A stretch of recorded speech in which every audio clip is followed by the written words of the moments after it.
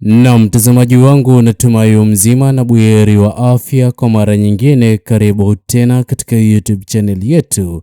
Naam, mtazamaji wangu, Rais Mama Samia Suluhu Hassan ameweza kuibua mjadala mzito katika mitandao ya kijamii. Hii hapa kauli nzito aliyoweza kuizungumza kuhusiana na Jamhuri ya Tanzania kunyimwa mikopo kutoka katika mataifa ya kigeni, jambo ambalo linazidi kuweka hofu kubwa kwa kupanda kwa gharama kubwa ya maisha katika Jamhuri ya Tanzania. Ila mtazamaji wangu, kabla niweze kukufahamisha zaidi, kwanza kabisa ni vyema uweze kusubscribe na uweze kulike na kushare video hii. Naam, mtazamaji wangu, alichoweza kukizungumza Rais Mama Samia Suluhu Hassan ni jambo ambalo wengi hawakuwa wakilitarajia, kwani Rais Mama Samia Suluhu Hassan ameweza kudhibitishia wananchi wa Jamhuri ya Tanzania ya kwamba wataweza kushuhudia kupanda kwa gharama kubwa ya maisha. Hii hapa mtazamaji wangu sio habari njema, kwani sote tunafahamu kwamba Jamhuri ya Tanzania ilikuwa ikitegemea mikopo kutoka katika mataifa ya kigeni, ila hivi sasa mwaka 2026 alichoweza kukizungumza Rais Mama Samia Suluhu Hassan ni tofauti na kile ambacho mataifa ya kigeni yanazidi kufahamu kuhusiana na uongozi wake Rais Mama Samia Suluhu Hassan, na ndipo ambapo wameweza kuamua ya kwamba hawataweza kukopesha uongozi huo ulioko madarakani mikopo kama ilivyokuwa hapo awali.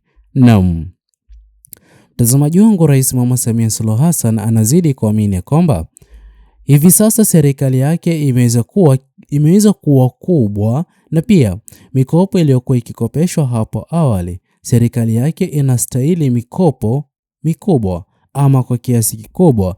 Ila ukweli wa mambo mtazamaji wangu, kinachozidi kusababisha uongozi ulioko madarakani hivi sasa kunyimwa mikopo na kulazimika kujiendeleza wao binafsi, haya yote yaliweza kuchangiwa na ghasia zilizoweza kutokea mwaka 2025. Hii hapa katika maandamano ya vijana Gen Z.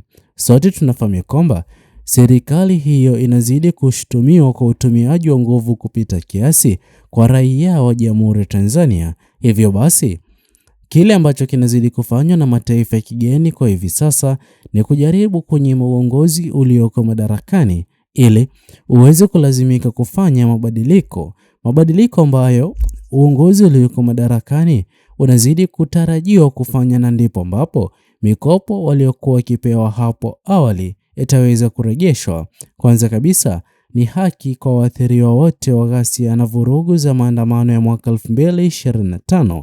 Vilevile, kwa njia moja ama nyingine, iwapo swala la utumiaji wa nguvu kupita kiasi litaweza kusitishwa, na pia hatua nzito inayozidi kuzungumziwa kila kona hivi sasa, katiba mpya na kumwachilia huru Mheshimiwa Tundu Lissu, basi huenda kama kweli uongozi ulioko madarakani utaweza kufanya hayo yote, tutaweza kuanza kushuhudia kwa mara nyingine mataifa ya kigeni kuanza kutoa mikopo kwa serikali iliyoko madarakani.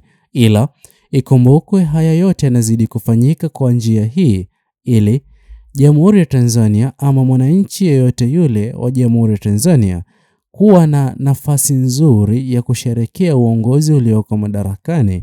Ila kwa hivi sasa jinsi ambavyo serikali hii iliyoko madarakani, kwa hali zilivyoko, iwapo kutakuwa na kupanda kwa gharama kubwa ya maisha hivi sasa zaidi ya hali ilivyokuwa kwa sasa, basi mwananchi wa kawaida ataweza kulalama na kulalamikia uongozi ulioko madarakani, jambo ambalo litakuwa likilazimu mataifa ya kigeni kujaribu kushinikiza na hata kuchukua hatua kwa viongozi walioko serikalini.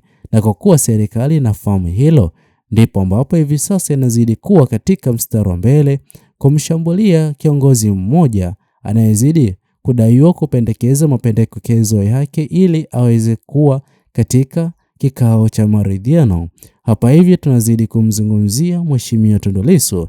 Hivyo basi, mtazamaji wangu, hivi sasa ni nguvu mbili kubwa za kisiasa baina ya chama Chadema kinachozidi kuongozwa na Mheshimiwa John Heche kutokana na Mheshimiwa Lissu kuwa gerezani, na serikali ya CCM ama chama cha CCM. Na sote tunafahamu kwamba kwa kuwa Hivi sasa mataifa ya kigeni yanazidi kufahamu ukweli mzima, kiini cha Mheshimiwa Lissu kuwa gerezani. Basi mikopo hii inazidi kusitishwa na haki, kwani haitakuwa ni jambo la kufurahisha serikali iliyoko madarakani fedha na wakati wanaozidi kuutumia kwa kesi yake Mheshimiwa Tundu Lissu kwa vita vya kisiasa. Basi isingekuwa ni vyema pesa na muda uweze kutumika kwa kesi yake Mheshimiwa Lissu, bali ingekuwa vyema iwapo uongozi ulioko madarakani ungeweza kufanya maridhiano, na ndipo ambapo pesa zinazozidi kutumika katika kumtoa Mheshimiwa Lissu kutoka gerezani hadi huko mahakamani ziweze kutumika katika sekta nyingine ambayo itaweza kusaidia kuimarisha uchumi katika Jamhuri ya Tanzania, ama hata kuweka ajira, jambo ambalo litaweza kupunguza ongezeko la gharama kubwa ya maisha inayozidi kushuhudiwa katika Jamhuri ya Tanzania. Vile mtazamaji wangu, ikumbuke na ifahamike kwamba haya yote yanayozidi kuonekana yakifanyika ama kuendelea, haya yote mtazamaji wangu, viongozi wakuu wa chama Chadema wanazidi kufahamu, na ndipo ambapo tunazidi kumwona Mheshimiwa Tundu Lissu bado yuko na misimamo imara ya kwamba asingependa aweze kuachiwa huru ili kuja kufanya maridhiano na aweze kuzimwa kisiasa, ama kunyamazishwa kisiasa, ama kupewa fedha ili kuondoka katika siasa za Jamhuri ya Tanzania. Haya yote mtazamaji wangu, sio mataifa ya kigeni hayafahamu, yanazidi kufahamu, na ndipo ambapo yanazidi kukatiza mikopo iliyokuwa ikitolewa katika Jamhuri ya Tanzania chini ya viongozi waliokuwa wameweza kumtangulia Rais Mama Samia Suluhu Hassan, hata bado alipokuwa madarakani kabla ya uchaguzi wa mwaka 2025. Mikopo hiyo alikuwa anazidi kuipewa, ila kutokana na hatua ya hivi karibuni iliyoweza kutokea katika Jamhuri ya Tanzania imeweza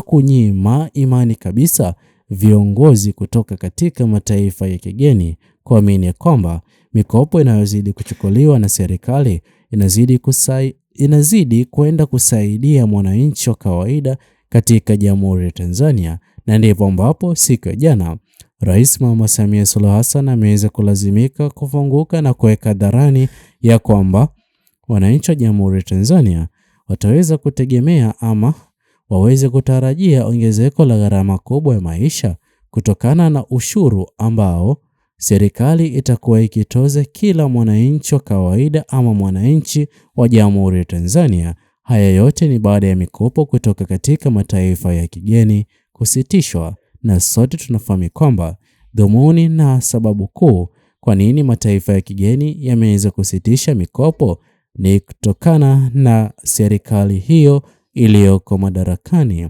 Mtazamaji wangu, ni vyema uweze kusubscribe, like, comment na kushare video zetu kwa makundi mawili ama matatu. Bye bye until the next video.